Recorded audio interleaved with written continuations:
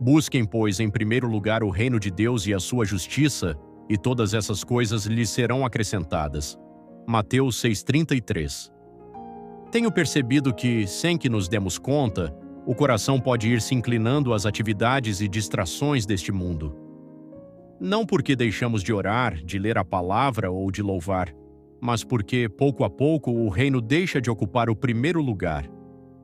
A chama do amor por Cristo não se apaga de uma vez, ela vai se enfraquecendo quando o altar é dividido, quando o coração negocia prioridades e permite que outras coisas se assentem no trono que pertence somente ao Senhor. E assim, mesmo fazendo coisas espirituais, começamos a viver de forma mecânica, sem fome, sem tremor, sem rendição. Pedimos a Deus, clamamos por respostas, desejamos milagres e transformações imediatas, mas esquecemos que o tempo está nas mãos dele. Queremos colher sem semear, amadurecer sem passar pelo processo, receber sem obedecer. Muitas vezes pedimos para que Deus nos use, mas resistimos quando somos chamados a ser bênção na vida de um irmão ferido, de alguém confuso, cansado ou distante da fé, ou ainda de uma alma que nunca conheceu a verdade. Queremos o céu, mas não queremos mudar. Desejamos a glória, mas fugimos da cruz. Falamos de entrega, mas mantemos áreas do coração trancadas. Quando tudo vai bem, agradecemos. Quando a tristeza chega, o cansaço nos domina, ou a alma se sente vazia, muitas vezes deixamos de clamar, deixamos de pedir intercessão, e isso revela um perigo silencioso, a autossuficiência. O coração começa a endurecer e a acreditar na mentira de que consegue caminhar sozinho. Contudo, a Escritura nos confronta dizendo que sem Cristo nada podemos fazer. Toda força, toda constância, toda fidelidade vem dele e não de nós. Depender do Senhor não é sinal de fraqueza, mas de maturidade espiritual. Somos imaturos na fé, ainda em desenvolvimento, como crianças que engatinham antes de aprender a andar firmes. Nossa fé é pequena e por isso precisa ser cuidada, alimentada e exercitada diariamente. Se não nos prepararmos agora, não estaremos preparados para o grande dia, quando o Filho do Homem descerá do céu em grande glória para buscar a sua igreja. Muitos acharão que estavam seguros, mas terão vivido uma fé superficial, sem vigilância, sem perseverança, sem transformação verdadeira. E Deus continuará sendo justo, pois a responsabilidade de responder ao chamado também é nossa. Não somos chamados a abandonar nossas atividades, mas a ordenar o coração. Não se trata de fazer menos coisas, mas de colocar Cristo acima de todas elas. Dar mais tempo ao Senhor não porque Ele necessite, mas porque nós necessitamos. Ele é o tempo, Ele é a vida, Ele é o centro. Tudo coopera para o bem daqueles que o amam, e amar a Cristo é buscá-lo continuamente, não apenas quando estamos fortes, mas também quando estamos fracos. Não só quando estamos cheios de alegria, mas também quando estamos cansados, confusos e quebrados. Buscar a Cristo quando se tem vontade é fácil. Buscá-lo quando não se sente nada é maturidade. Permanecer quando a chama parece baixa é fidelidade. É nesse lugar que o Espírito Santo nos molda, nos esvazia de nós mesmos e faz Cristo viver em nós.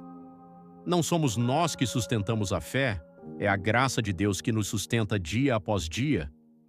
Aquele que começou a boa obra não a abandonará no meio do caminho, mas a aperfeiçoará até o dia de Cristo Jesus. Portanto, permaneçamos nele. Voltemos ao primeiro amor não apenas com palavras, mas com decisões diárias, com arrependimento sincero, com rendição constante, que nossa vida em tudo seja para a honra e glória de Cristo Jesus, até que Ele venha. Amém. Aquele que perseverar até o fim será salvo. Mateus 24:13. Então, meus irmãos, escute o que Deus diz. Vocês me buscarão e me acharão quando me buscarem de todo o coração. Jeremias 29:13. Não buscamos experiências, sentimentos ou respostas rápidas. Buscamos o próprio Cristo. Buscamos conhecê-lo, permanecer nele e ser conformados à sua imagem. O alvo não é sentir mais, mas amar mais. Não é fazer mais coisas, mas ser transformado. Como está escrito, quero conhecer Cristo, o poder da sua ressurreição e a participação em seus sofrimentos. Filipenses 3:10. Buscar a Deus é desejar a sua presença acima de tudo. E como buscar? Busca-se com inteireza de coração, não com pressa, não por obrigação, não apenas quando há ânimo. Busca-se com arrependimento, humildade e constância. Pela palavra, que é o pão diário, pela oração, que é a respiração da alma, pelo silêncio, onde aprendemos a ouvir, e pela obediência, que confirma que a busca é verdadeira. Quem busca a Deus precisa aceitar ser confrontado, corrigido e moldado. E o que fazer? Fazer o simples, mas com fidelidade. Separar tempo para o Senhor, mesmo quando não há vontade. Negar o pecado conhecido, fugir do que apaga o espírito, vigiar pensamentos e atitudes, amar o próximo, servir quando ninguém vê, carregar o fardo do irmão, praticar o que se lê, pois não sejam apenas ouvintes da palavra, enganando-se a si mesmos. Tiago 1:22. Como fazer? Não na força do braço, mas na dependência do Espírito Santo. Começar pequeno, mas permanecer constante. Estabelecer disciplina espiritual, não como peso, mas como expressão de amor. Cair, levantar, arrepender-se e continuar. Buscar ajuda quando necessário, pedir intercessão, andar em comunhão. A maturidade nasce da perseverança, não da perfeição. E como ir atrás? Ir atrás é decidir, é colocar o reino em primeiro lugar. É dizer não ao mundo quando ele disputa o coração. É caminhar mesmo cansado, clamar mesmo seco, obedecer mesmo sem entender. Ir atrás é permanecer quando muitos desistem.